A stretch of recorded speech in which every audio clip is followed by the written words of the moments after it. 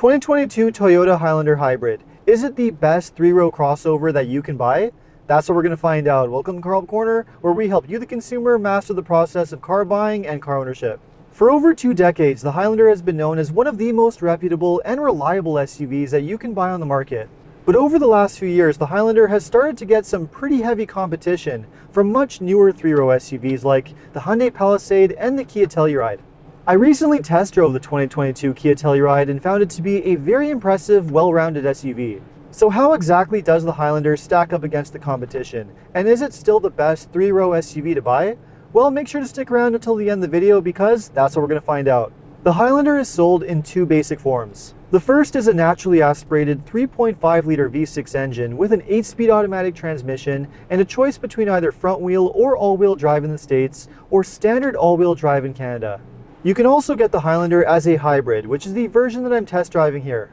Now, unlike some other SUVs on the market, this is not a plug-in hybrid, just a normal hybrid, which means that you don't need to plug it in and charge it, and it runs pretty much like a normal gas car.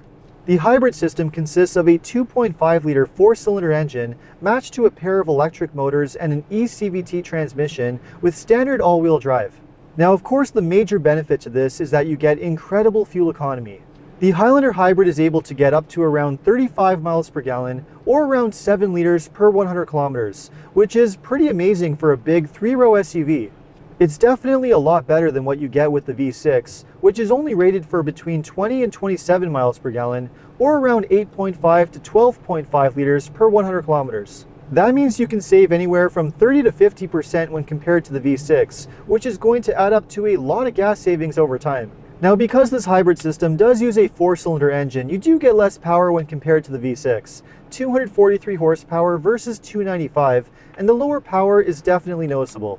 I wouldn't say that the hybrid struggles for power, but it's not as eager as the V6, which moves along pretty effortlessly by comparison. In any case, I think the fuel economy benefit that you get with the hybrid is a worthy trade-off, and this is still a very smooth and quiet drivetrain. And the best part is that you don't even need to spend a lot more money in order to get the hybrid option. It only costs $1,400 more than the V6 in the States, or $2,000 more in Canada, which is a pretty small price premium considering that the Highlander is a $40,000 to $50,000 SUV. Having a fuel-efficient hybrid option is really what gives the Highlander an edge over the competition, which is still something that you don't see in a lot of other three-row SUVs. The Hyundai Palisade, Kia Telluride, Honda Pilot, or Mazda CX-9 are not offered with a hybrid option, which gives the Highlander a pretty unique selling point. Now, you might be wondering whether the hybrid is going to be as reliable long-term as the traditional V6, and I can honestly say that's not going to be much of a concern. Toyota has one of the best reputations for long-term reliability when it comes to their hybrid systems. They have been making hybrid systems for over 2 decades, and they are the go-to choice for many limo and taxi drivers, many of which have been able to put on hundreds of thousands of miles without having any major issues. Aside from having a bit more power, the only real reason I could see for choosing the V6 over the hybrid is if you plan to do any kind of towing on a regular basis.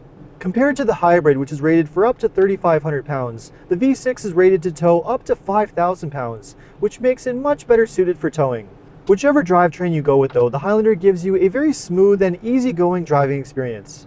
The Highlander is not exactly known for its amazing handling or performance, but that's not exactly the point of a three-row SUV.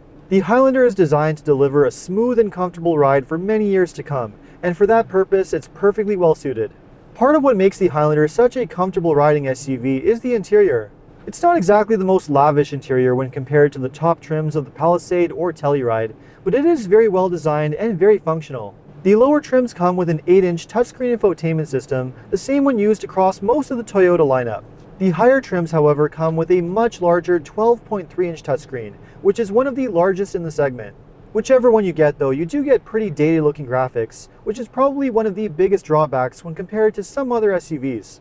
Even though the touchscreen doesn't look very modern, it is very functional and easy to use, and it does come with Apple CarPlay and Android Auto.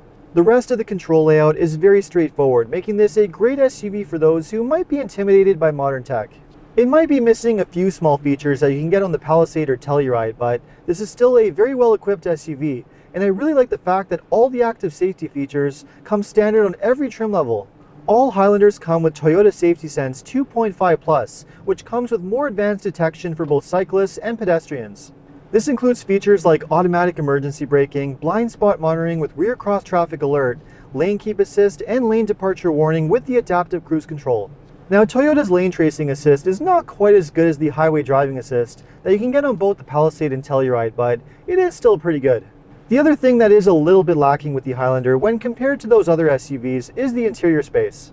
The Highlander is offered as either a 7-seater or 8-seater depending on the trim level that you go with. The first and second row seats are fine, but the third row is definitely pretty cramped and really only suitable for children, maybe shorter adults for very short trips. Now, folding the second and third row seats is easy enough, but with all the seats up, the cargo area is definitely pretty small and nowhere near as spacious as some other SUVs in this class. Now, the Highlander is definitely not a small SUV by any means. It has more interior space than either the Mazda CX-9 or the Kia Sorento. It's just not quite as spacious as its direct rivals like the Honda Pilot, the Palisade, or the Telluride. Now, having said all of that, the Highlander is a very good value for what you're getting. Although you can go for the top limited or platinum model if you want to have all the bells and whistles, the mid-range XLE model, like the one that I'm testing here, seems to be the sweet spot in the lineup. The XLE includes features like heated and power adjustable front seats, Softex leather upholstery, a sunroof, heated steering wheel, and a power tailgate, all for a pretty reasonable price. For 2022, you can also get the XLE Hybrid in a bronze edition, which gives you a few unique touches like cement gray paint, 18-inch bronze wheels, and a unique pattern on the seats. I'm not sure whether I'm a fan of all the bronze edition touches, but I do think the XLE Hybrid is the best value in the lineup. The pricing ranges from around $36,000 to $50,000 US, or around $46,000 to $58,000 Canadian. All-wheel drive is a $1,600 option in the States and standard in Canada, and the hybrid option is going to cost you $1,400 more than the V6 in the States, or $2,000 more in Canada. Now, that makes the Highlander pretty competitively priced when compared to other 3-row SUVs like the Honda Pilot, Hyundai Palisade, and Kia Telluride.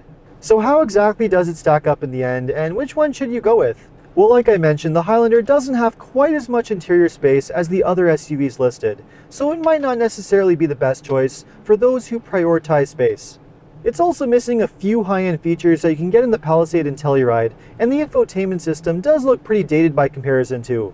But at the end of the day, those are pretty minor complaints and pretty insignificant when compared to the Highlander's major advantages. In my mind, the biggest advantage to the Highlander is the fact that you can get it as a very fuel-efficient hybrid, which is an option that's still not available on the majority of its rivals. And that is a very big one because as gas prices continue to go up, fuel economy and even environmental stewardship are going to become more and more important to more buyers. Next to offering a hybrid, the other major advantage to the Highlander is its amazing reputation for long-term reliability and low repair costs. This is an SUV that you can buy with a huge amount of confidence, knowing that it's going to last you a very long time, upwards of 10 to 15 years, without costing you a lot of money in repairs. And because it has such an amazing reputation for reliability, it also has very high resale value too. The hybrid seems to be the most desirable version. If you look at the market for used Highlander hybrids, they really don't drop much in price over time. Now, part of that, of course, can be explained by the very severe industry-wide car shortage, and that might be the only other downside to buying a Highlander hybrid right now. Depending on where you're located, you could be paying a big markup or waiting anywhere from 6 to 8 months in order to get a Highlander hybrid.